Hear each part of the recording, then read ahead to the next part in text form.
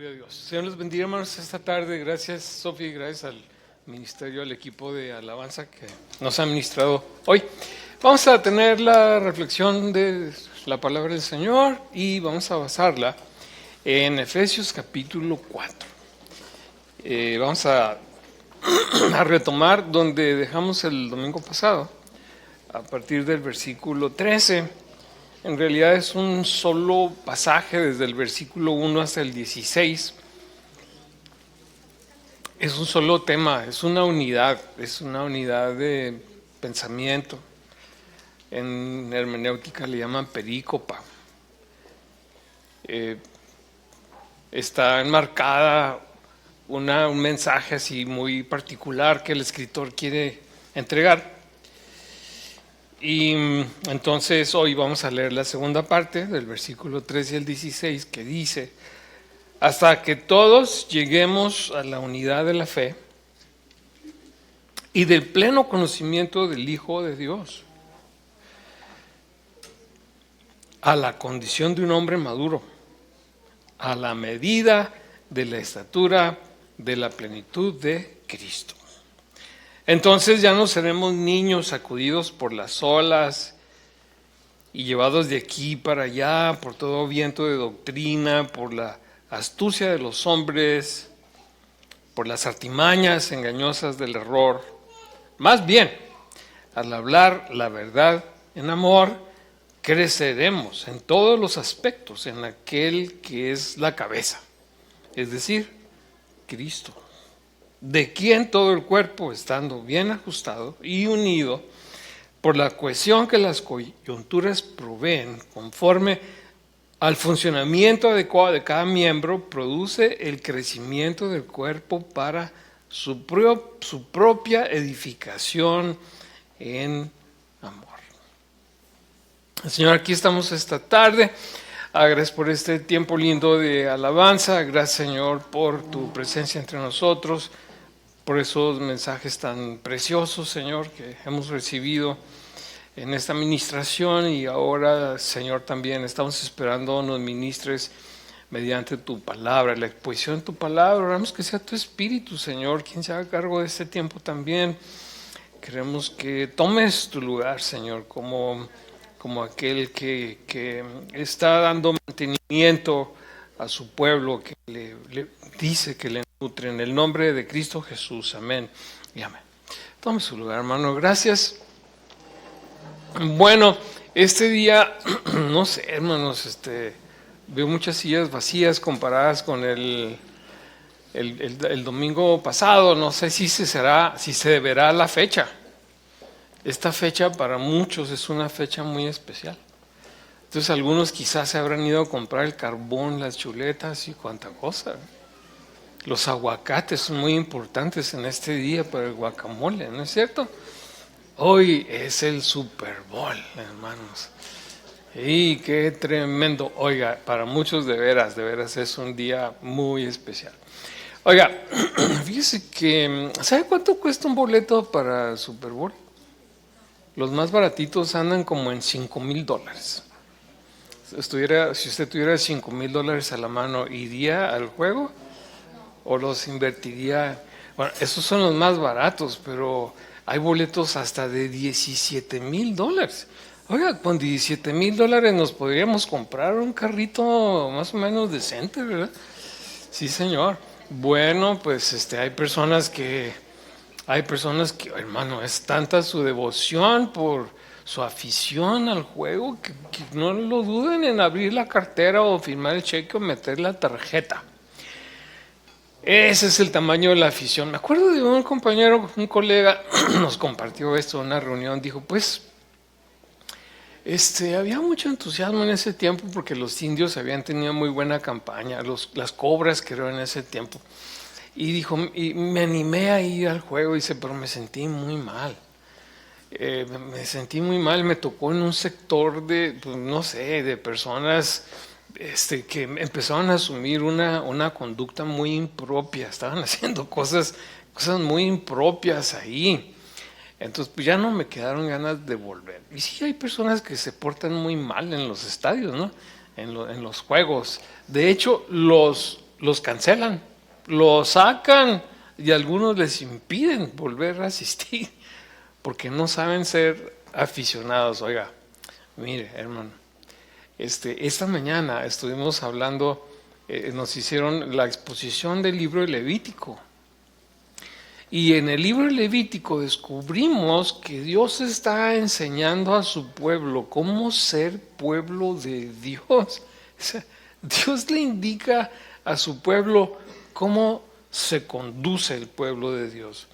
Y la razón también nos queda muy clara. ¿Por qué Dios tiene que decirle al pueblo cómo vivir? ¿Cómo vivir? ¿Cómo ser pueblo de Dios? Bueno, es que había un plan para esas personas, ¿no? Que les fue manifestado en el monte Sinaí después de sacarlos de Egipto. Le digo que vengan, les estoy hablando en chino a algunos, ¿verdad? Venga a la escuela dominical para que esté mejor conectado con el hilo de lo que estamos diciendo. Entonces, ahí en el Sinaí, cuando Dios estaba pactando por el pueblo, les dice: yo tengo un plan para ustedes muy especial, quiero convertirlos en mi instrumento para bendecir a las naciones. Quiero que ustedes sean una nación de sacerdotes, es decir, de personas que me representen. Bueno, si aquellas personas iban a ser representantes de Dios, si lo iban a representar, entonces tenían que parecerse a Él, tenían que parecerse a quien estaban representando, ¿sí? Entonces, por eso. Ahora, en ese pasaje que hemos estado comentando, que comenzamos a meditar, sobre el que comenzamos a meditar desde el domingo pasado, encontramos una doctrina de la iglesia. Pablo nos está diciendo, o el Espíritu de Dios nos está diciendo cómo ser iglesia. Eso es lo que está diciendo. Sí, Pablo ese es el ministerio de él, es poner las bases. ¿Sí? En este caso la base es una enseñanza, es una doctrina, ¿no? Y este pasaje entonces es muy rico y nos enseña cómo ser iglesia. O sea, no inventamos la manera de adorar a Dios, no inventamos la forma de servir a Dios. No, dice Jesús, le dijo a la samaritana: ustedes adoran lo que no saben.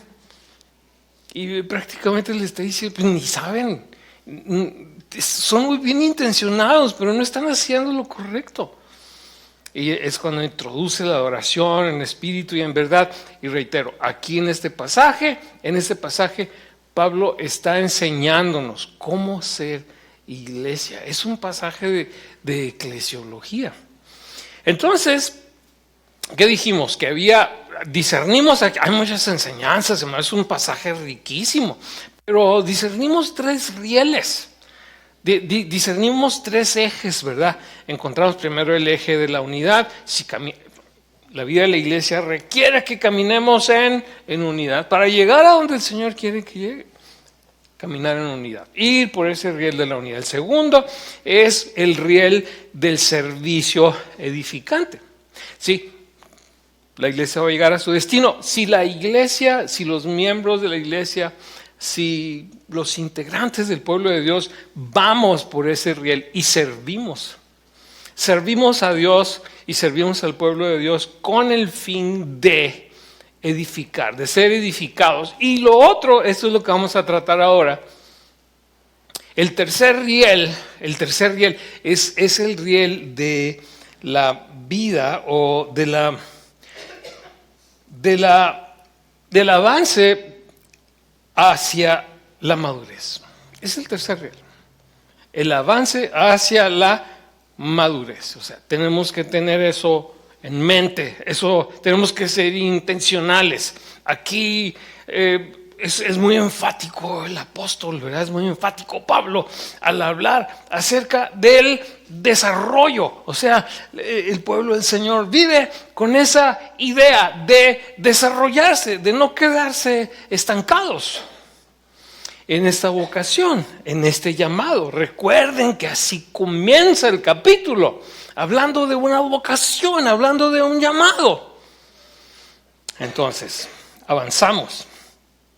sobre el eje de la madurez. Ahora, cuando Pablo habla de esto, el centro, hermanos, de todo esto, el centro de todo esto es Cristo. ¿Sí? O sea, la iglesia en sí es un resultado de la obra de Dios en Cristo Jesús sobre la tierra, ¿verdad? Y aquí en este pasaje nos queda muy claro que en esta vida de la iglesia y en este avance hacia la madurez, Cristo es central. Cristo es central. Dice, Él es la cabeza de la iglesia. No solamente...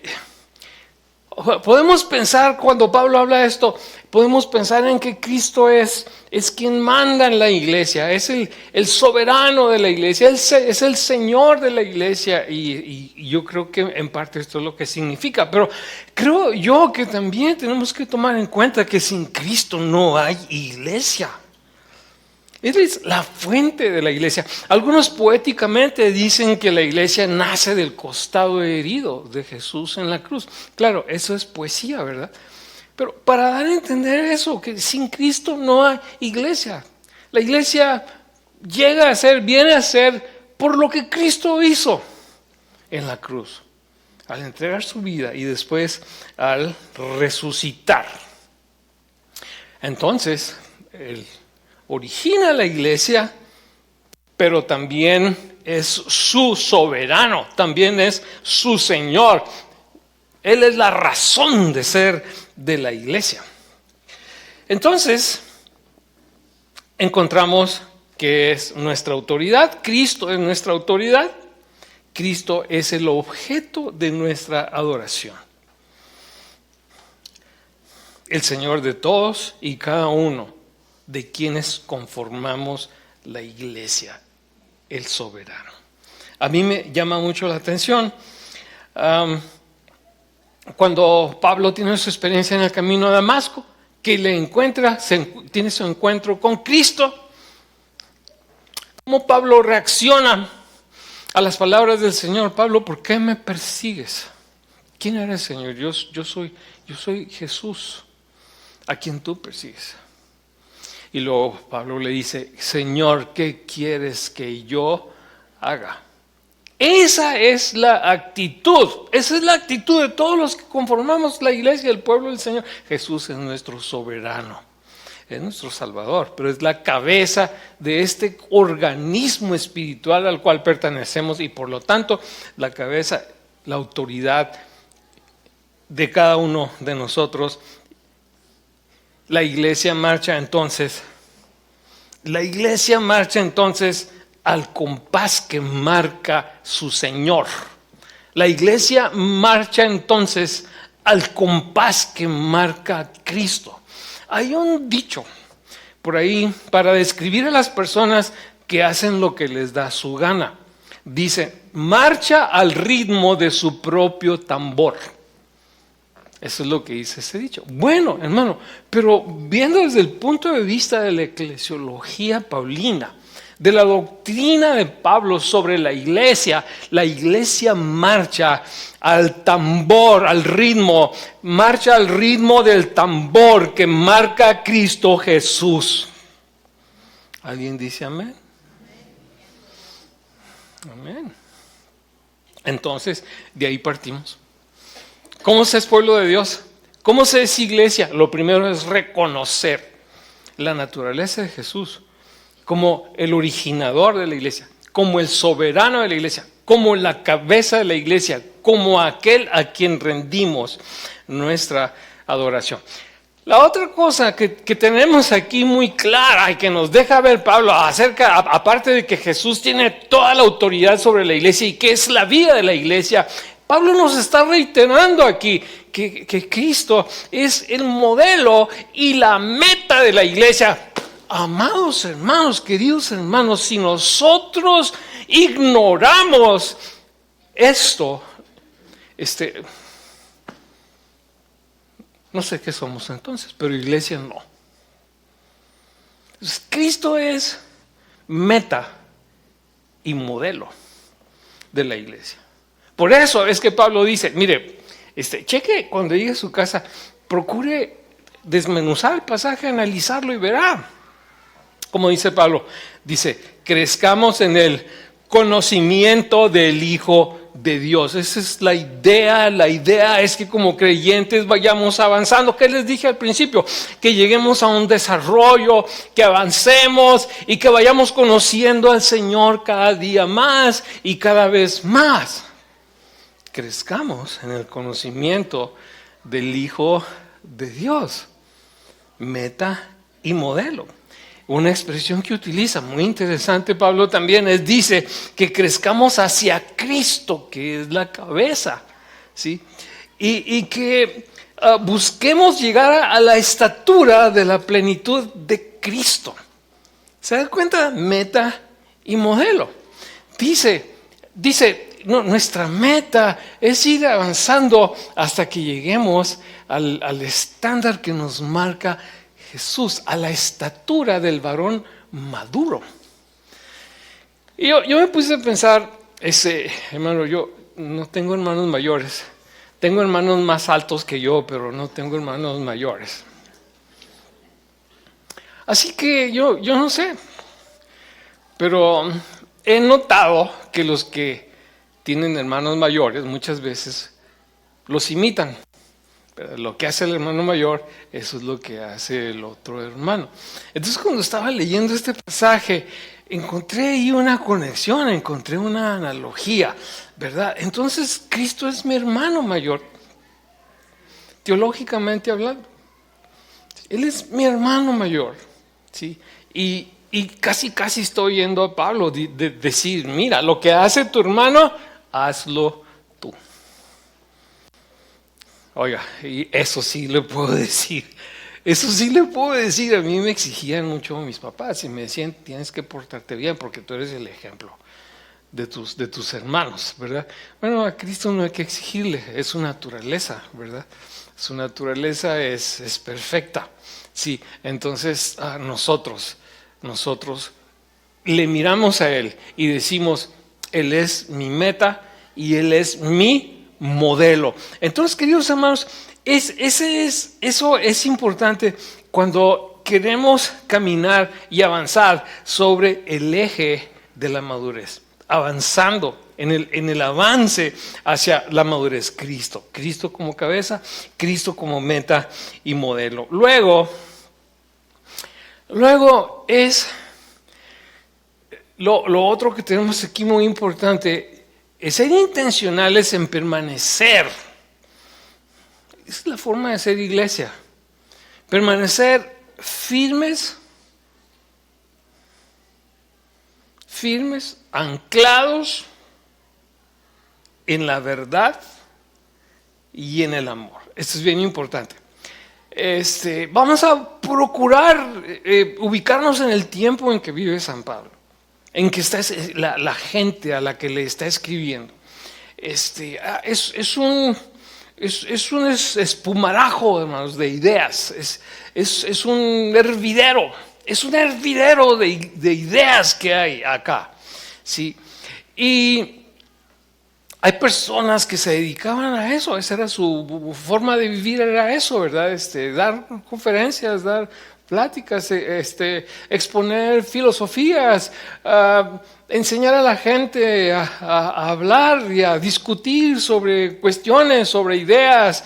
Eso hablando desde el punto de vista pagano. Si hablamos del punto de vista religioso, oiga, no, pues también había un montón de credos y demás. La gente venía con su equipaje religioso a la iglesia, ¿verdad? Volviendo a mi experiencia familiar, cuando mi mamá se convierte, pues ella venía con su religión, ¿verdad? Y tenía artículos, artículos que eran parte de su religión. Me acuerdo que un día me dio un montoncito de cosas y me dijo, ve y tíralas a la basura. Ella no fue, me mandó a mí, ¿verdad? Pero con eso le trato de ilustrarle lo difícil que puede ser un momento dado para personas que vienen al camino del Señor, desprenderse de su pasado religioso, de sus tradiciones, de sus hábitos, de las cosas que le acompañaron por tantos años, ¿no? Entonces, tome todo eso y métalo en un grupo de personas y ya puede entender qué es lo que está tratando de decir aquí Pablo. Pablo dice, tienes que discernir y de toda esa paja sacar el grano de la verdad. Y mantenerte en la verdad. Mantenerte en la verdad. Y luego la forma que le ilustra, dice, mantente en la verdad, no seas como quien es llevado y traído por las olas. Pues nosotros vivimos acá en el desierto, ¿no? Como me dijo un político, aquí en Juárez no hay playa, sí, no hay playa. Entonces, pues sí, cierto, hay una playa, pero sin mar, está allá, llegando a Samalayuca, ¿verdad? Pues nomás la arena, pero ¿dónde está el mar? No hay. Pero ustedes han visto quizá escenas en películas, en filmes, ¿verdad? De tormentas. Y usted ha visto cómo las olas se levantan y caen. Y cómo mueven a los buques, aunque sean buques gigantescos. Los mueven, los lanzan, los avientan. Sí. Entonces, esta es la cosa que tiene en la mente Pablo. Dice, permanece, no te dejes llevar por las olas. Y luego pasa al tema del viento. Ese sí lo conocemos aquí en Juárez, ¿verdad? ¿Sí? Ok. Sí, que el viento no te dejes llevar, mover para acá y para donde se hace el viento. Algunos se van para donde se hace el viento, dice el dicho, desde el tiempo de Pablo, hermanos. Se hacían para donde soplaba el viento. Entonces dice Pablo, así no se hace, así no se vive la iglesia. En el pueblo de Dios, en la iglesia, nos mantenemos anclados. ¿Por qué? Pues somos muy cuadrados o qué. No, es que tenemos la palabra de Dios, es que el Señor nos enseña cómo ser iglesia. Y esa es la mejor fuente. Ustedes pueden escuchar muchas cosas de muchas personas en muchos lugares, por muchos medios, pero lo que dice Dios, hermano, es lo que nos da el fundamento en la vida y también en la vida de la iglesia. ¿Cómo se vive la iglesia? ¿Cómo se hace iglesia? Entonces dice Pablo, hay que permanecer firmes en la verdad. Y a nosotros nos viene muy bien este consejo, porque si en aquel tiempo, hermano, circulaban infinidad de iglesias, infinidad de ideas, hoy circulan también, yo no sé si en la misma proporción. Lo que sí le puedo decir es que circulan con más rapidez, circulan con más agilidad, y las ideas que circulan son cada vez más raras y más excéntricas, más extrañas. Las cosas que se están promoviendo, influencias que, no sé, a veces quizá por lo novedoso. Porque Pablo dice que estas ideas que distraen y que descarrilan, que sacan al pueblo del Señor del riel, dice que son el producto de personas astutas, así dice, que engañan a la gente. Oiga, así con todas sus letras. O sea, estas personas no son personas sinceras y confundidas. Personas sinceras, pero que han perdido el rumbo por alguna razón o algo. No. Son personas que deliberadamente están extraviando a la gente. Entonces, esto nosotros lo vemos hoy también. Y por eso es bien importante. El Señor nos dice, hay que caminar hacia la madurez. Nuestra meta y modelo es Cristo. Él es también nuestro soberano y nuestro rey. Hay que permanecer en la verdad, anclados en la verdad. Es bien interesante una expresión que él ya ha utilizado anteriormente. Él habla de estar arraigados y cimentados en el amor. Pero es lo mismo, es la firmeza, ¿sí? La inamovilidad, ¿sí? Entonces, hermanos, hoy todavía existen esas influencias que son contrarias al camino de Dios, son contrarias a la verdad, son contrarias a lo que el Señor ha establecido, son contrarias a la forma en que el Señor nos ha enseñado a ser iglesia y a ser pueblo suyo. Hoy, ahí están esas influencias, doctrinas promovidas. Yo estoy seguro, en algunos casos por personas sinceras, pero desorientadas, y en otros casos de plano sí, por personas sin escrúpulos, que se aprovechan de la buena fe de la gente. Y no solamente de cuestiones religiosas, estamos hablando aquí de cuestiones culturales. También yo me sorprendo de la forma en que muchos de nuestros jóvenes hoy en día están aceptando las propuestas de la cultura secular, del secularismo humano, sin analizarlas, sin discernirlas, sin cuestionarlas, así nada más porque sí, porque las dice la gente de mi edad, porque las dicen personas, las proponen personas aparentemente que tienen aparentemente la autoridad cultural o moral para hacerlo, ¿sí? Entonces es asombroso. Es una cuestión escandalosa la manera en que gente astuta puede manipularnos para comprar un boleto de Super Bowl. Puede manipularnos para comprar y consumir comida que nos mata. Puede manipularnos para votar por el candidato que les conviene colocar en el poder. Es asombroso. Y es posible también, ¿sí?, que por esos medios seamos manipulados a descarrilarnos del camino de Dios, a quitarnos del riel, a sacarnos del riel. Entonces, hermano, mire lo que dice Pablo, dice que estemos anclados, que no la corriente cultural no nos lleve y nos traiga como las olas en el mar, no nos sacuda o nos haga cambiar de dirección como el viento, como un vendaval.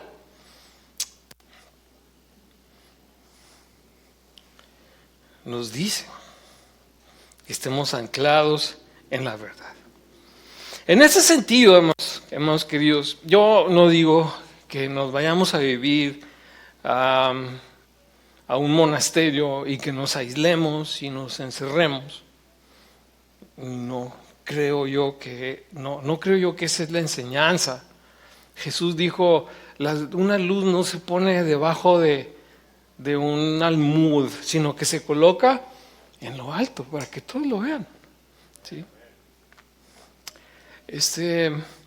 Jesús dijo, Señor, orando, cuando oró por sus discípulos poco antes de partir, dijo, Señor, no te pido que los quites del mundo, te pido que los guardes del mal. Entonces es bien importante, permanezcamos anclados en la verdad, escudriñando. Hermano, estamos en el mundo, pero vamos a escudriñar las cosas vamos a filtrar las cosas que recibimos en esos medios, esas plataformas, filtrarlas, hermano. El café, ay, hermano, qué rico es el café, ¿verdad? Ahí traigo mi vaso, pero ahorita no puedo tomar. Mire, usted que hace café lo sabe muy bien. Al café se le pone un filtro, ¿cierto? Ok.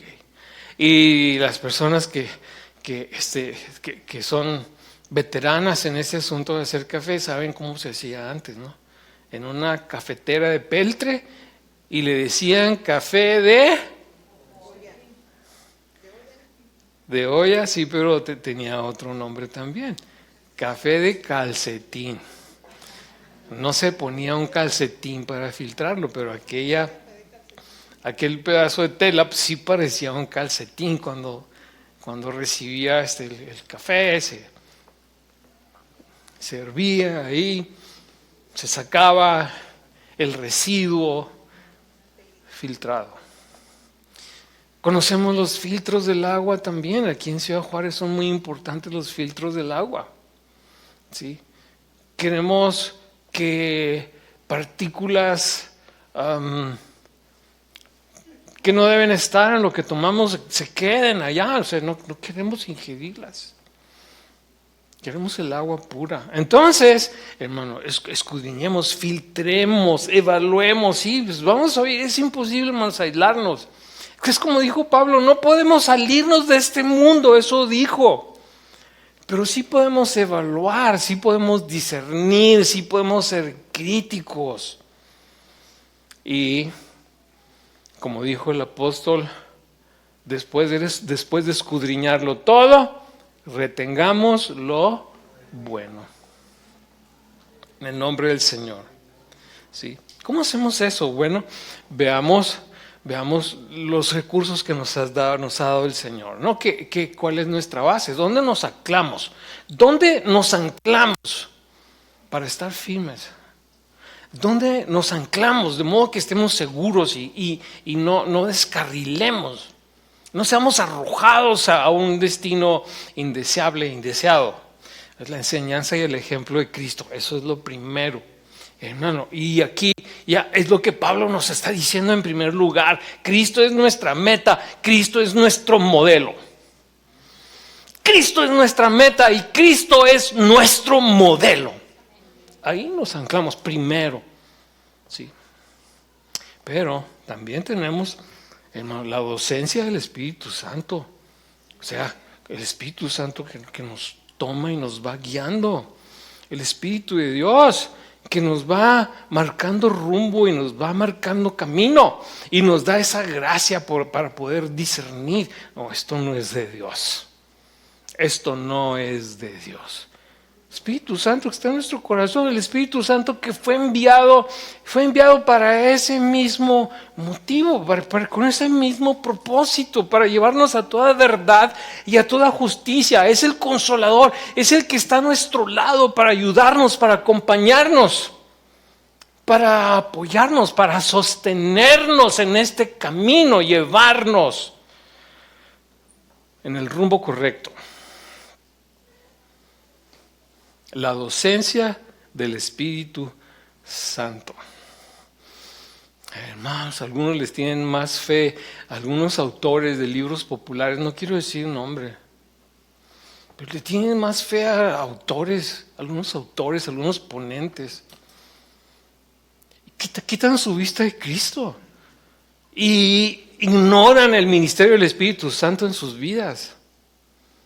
Y la presencia del Espíritu Santo, no, ahí está, y está ahí para eso, con ese propósito. Y finalmente, pero no estoy agotando, hermano, el tema, estoy dándole tres recursos, si quiere llamarlos así, principales, ¿verdad? El tercero, la luz de la Escritura. La luz que la Escritura arroja sobre algunos aspectos de nuestra vida. En la Escritura hay enseñanza muy pertinente para muchos aspectos de nuestra vida. Y ahí está. Y San Pablo dice, toda Escritura es inspirada por Dios y es útil para redarguir, para instruir, para enseñar, para equipar, para que el hombre de Dios madure. Eso es lo que dice. ¿Ve? Entonces, ahí está la verdad. Anclados en la verdad, para estar firmes y de esa manera caminar hacia la madurez. Y finalmente, estoy terminando. Se me hace que he predicado muy cortito, no sé si inventar algo más. No sé. No sé qué, primero no invento, yo investigo. Investigo. A mí me gusta ser honesto a la hora de predicar. Siempre oro, Señor, dame tu palabra e investigo el tema. No, yo no puedo inventar, no debo hacerlo, ningún predicador debe hacerlo. Ok, el último punto, o el último inciso, es fortalezcamos la comunidad y permanezcamos en ella. Ese es lo otro que nos marca aquí el apóstol, hermano, para mantenernos anclados en la verdad. Es bien importante la comunidad, para mantenernos en el carril y seguir avanzando hacia la madurez, es bien importante la comunidad. Por eso, los creyentes no podemos vivir aislados. Por eso los creyentes debemos estar integrados en la iglesia. Mira, antiguamente, en esta época usted sabe muy bien que la mayor parte de la gente viajaba a pie. Algunos iban en asnos, otros iban en caballos, a veces se hacía una travesía marítima, era común, pero era muy común que la gente viajara a pie. Entonces era bien importante viajar acompañado. La gente no viajaba sola, era muy peligroso. Los caminos de aquel tiempo eran muy peligrosos. Había fieras, había bandoleros, había maleantes. Esta mañana recordábamos la historia del samaritano y cómo se detiene a auxiliar a una persona que ha sido asaltada por maleantes. Eso sucedía. Por eso la gente no podía viajar sola.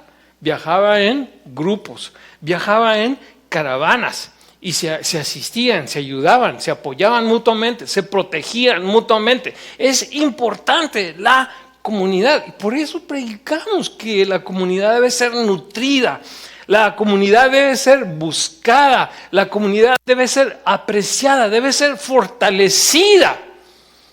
En la comunidad nos ayudamos a seguir por el carril correcto, mantenernos en el carril correcto. Si usted quiere una ilustración en el presente, pues tenemos los gremios, tenemos los sindicatos, cómo se unen para defender sus derechos y sus intereses. La iglesia no es un sindicato, la iglesia no es un gremio, la iglesia es la comunidad de Dios. Y es un elemento importante en este proceso de maduración. Hermano querido, entonces, fortalezcamos la comunidad y apreciémosla. En la comunidad encontramos fortaleza y encontramos riqueza emocional y espiritual.